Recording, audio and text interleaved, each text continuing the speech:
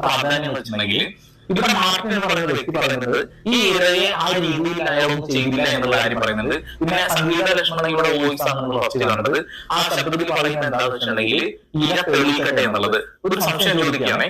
അതായത് ഈ ഇര പീഡിപ്പിക്കപ്പെട്ടു എന്ന് പറയുന്നതിന്റെ മെഡിക്കൽ റിപ്പോർട്ട് കാര്യങ്ങളൊന്നും മാധ്യമങ്ങളുടെ കയ്യിലില്ല.